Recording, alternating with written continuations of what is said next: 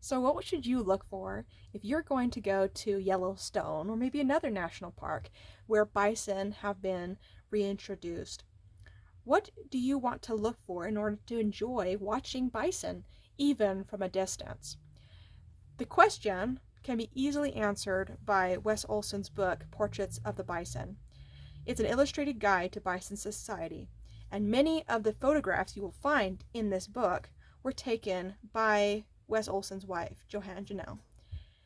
He also has many beautiful illustrations in here that kind of show you the tiny nuances and the little details that will help you identify bison, both from the young age of a red dog calf to a really old, maybe mature, and kind of unenthusiastic bull who is ready to mosey off the planet. Okay? So I highly recommend this book. It's very neat to have, especially when if you come across both bison bones, he will help you identify whether or not that skull is a cow or a bull. It's really, really useful information. So highly recommend it. But I'm going to use this book to help you see or understand what I was talking about with my sheep, about the flight zone and the intimacy zone and things of that nature. Okay? So this is an illustration by Wes Olson, which illustrates the flight zone, the escape zone, and the awareness zone. These are three important zones to understand to help you understand how close is too close to bison. Okay? The best way to understand this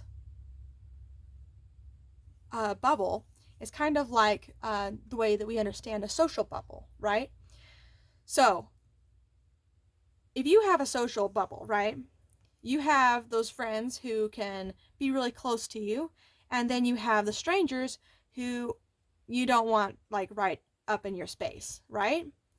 So, that is kind of what this is all about.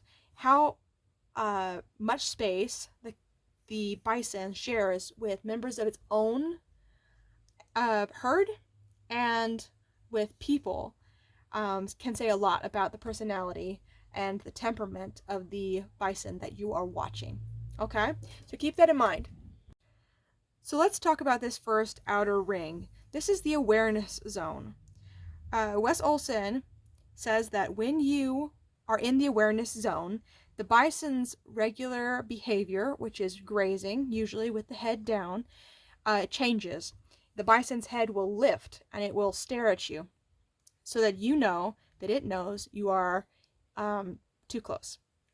Once you have stepped into the awareness zone, that behavior changes. Okay?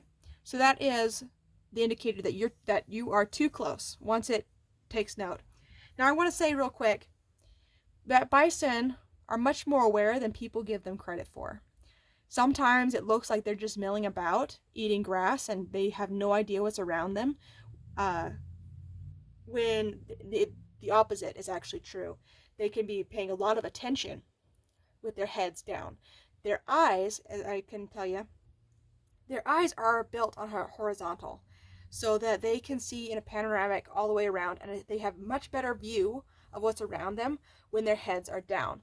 So when they're standing there kind of grazing, that's actually when they're doing a lot of communication with their own herd. That's when they're noticing a lot of their environment. That's when they're taking note of the kind of food that is available to them on the ground level. So just because a bison has its head down and doesn't look like it's paying attention doesn't mean it's not paying attention. However, when you are in the awareness zone, you have entered the first degree of danger when its head comes up and it stares at you. Okay? And these zones are not necessarily as thin as they appear. On this piece of paper, it is illustrated as being very thin lines, but the degree and thickness of these zones is dependent on the individual. A skittish cow, might have a very large awareness zone that extends out, several miles around her, whereas a bull might have an awareness zone that's, pretty much exactly like this on the paper. Bulls are much more bold than cows are. So it depends on the individual and what you're going to encounter. Okay? So let's talk about this second ring, the escape zone. When you have stepped into the escape zone, it means you have walked through the awareness zone and the bison is not only staring at you, but it's now decided it's going to try to get away from you. And it begins to turn and walk away, okay? It will usually, the whole company of bison will usually follow the exact same pattern of movement as they're moving away from you. And that is the escape zone, okay? That is meaning you're way, way, way too close for comfort and they're going to start moving off. If you persist and get even closer, then you have entered the flight zone, which is their personal field of space around them. And it gets really intense. One, they might charge off and begin running away from you, or they might turn towards you and charge at you. And either way, it's not a good place to be. If you want to observe bison society, you want to give them lots of space to do their own thing and to be what they are. Otherwise, you're not going to see natural interactions. You're not going to see the little nuances and the little things that makes bison watching so entertaining and so interesting. So give bison lots of space, okay? Another thing that Wes Olson illustrates really well is some obvious signs. And like I said, bison talk in subtle cues, and such as where they're standing and stuff. But there are some obvious signs to watch out for when you are too close to bison. Okay, let's talk about those. So here, Wes Olson has illustrated the bison's tail, and you can see on the horizontal and vertical planes how the bison lifts its tail, indicating emotions. When the bison is at rest, you kind of see this kind of motion, where the bison's tail kind of just hangs by the flank, or maybe even, hits its flank. When they're happy, I notice their tails wag a whole lot. Now, a lot of people like to say that that is because of the flies that are on them, and that might be true, but when they are super happy, their tails wag, and it's so cute. But another thing you might notice is that when the tail comes up to this point, where it's kind of even with the haunch, something has their attention. It might be something that makes them curious. It could be you, it could be another bison, but they will typically be looking at the object in question. Whatever they're interested in will be the main focus of their eyes. But you will see their tail come up to that point. When the tail is up like this, the bison is agitated. You don't want to be close to them when their tails are up at all. When the tension has increased, the tail comes up.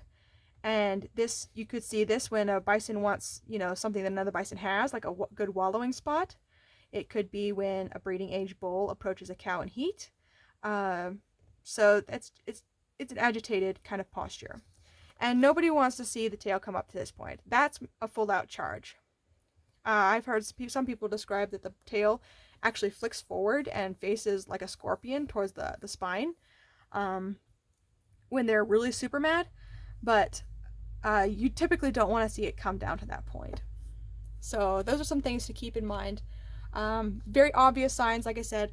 I have been able to see a bison who has its tail down give indicators with its body to say that I don't want you here, I want you to go away, etc., etc.